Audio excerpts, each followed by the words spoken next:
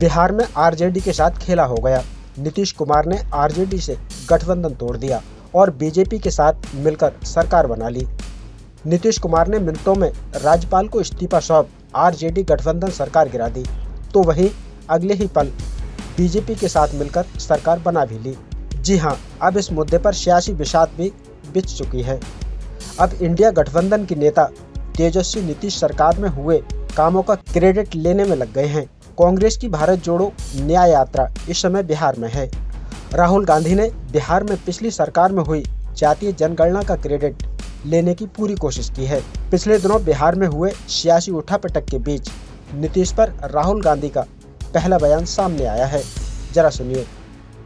मैंने नीतीश जी से साफ कह दिया कि देखिए, आपको जाति जनगणना बिहार में करनी पड़ेगी, हम आपको छूट नहीं देंगे।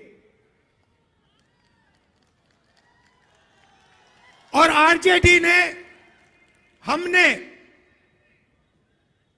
यह काम नीतीश जी पर दबाव डाल के किया।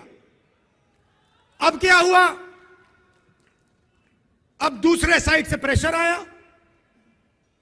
बीजेपी नहीं चाहती कि इस देश का एक्सरे हो।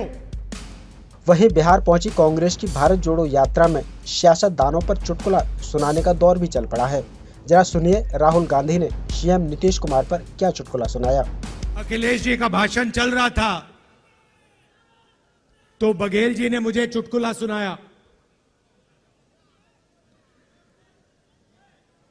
आपके स्टेट के आपके चीफ मिनिस्टर के बारे में चुटकुला है, मैं सुना देता हूं आपको। सुनना है?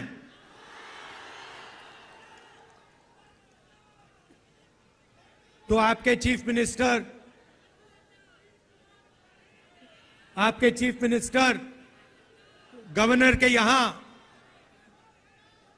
स्वेरिंग इन के लिए गए। बड़ा धूमधाम था। वहां पे बीजेपी के नेता बैठे थे, गवर्नर साहब बैठे थे, सब एमएलए बैठे थे। स्वेरिंग इन होती है, शपथ लेते हैं चीफ मिनिस्टर का। उनके मंत्री, 2-3 मंत्री भी शपथ लेते हैं। खूब तालियां बजती हैं और फिर नीतीश जी निकल जाते हैं, वापस सीएम हाउस की ओर चल जाते हैं। गाड़ी में पता लगता है कि वो अपना शॉल गवर्नर के घर में छोड़ आए। तो ड्राइवर से कहते हैं, भैया चलो, वापस चलो, शॉल उठाना है। तो ड्राइवर गाड़ी घुमाता है, गवर्नर के घर आता है। नीतीश जी निकलते हैं, गवर्नर के पास जाते हैं, दरवाजा खोलते हैं। गवर्नर कहते हैं, भाई इतनी जल्दी वापस आ गए?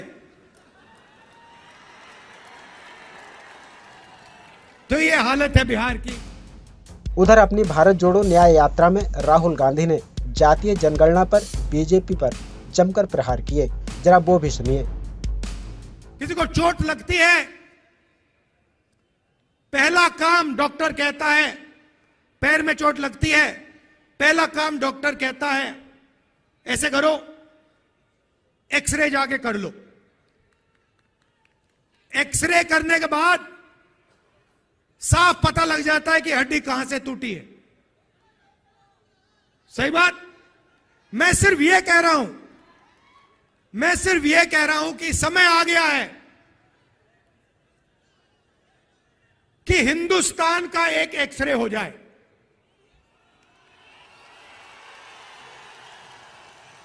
एक एक्सरे हो जाए, उसके बाद एमआरआई भी हो सकता है, मगर पहले एक एक्सरे हो जाए कि इस देश में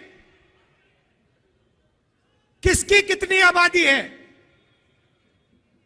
लोगों की गिनती हो जाए। जनरल कास्ट के इतने लोग हैं, उसमें से अमीर इतने हैं, ओबीसी जात के इतने लोग हैं, उसमें से अमीर इतने हैं, गरीब इतने हैं, किसान इतने हैं, मजदूर इतने हैं, भूखे इतने हैं, आदिवासी के इतने लोग हैं, इसमें आदिवासियों में अलग अलग अलग ट्राइब्स के इतने इतने लोग हैं, दलित इतने हैं, इसमें दलितों में ये अलग अलग लोग हैं, ये भूखे मर रहे हैं, ये मजदूरी कर रहे हैं, ये सड़क बना रहे हैं। बस मैं यही कह रहा हूं, सामाजिक न्याय का यही मतलब है, और सामाजिक न्याय का पहला कदम देश का एक्सरे करना है।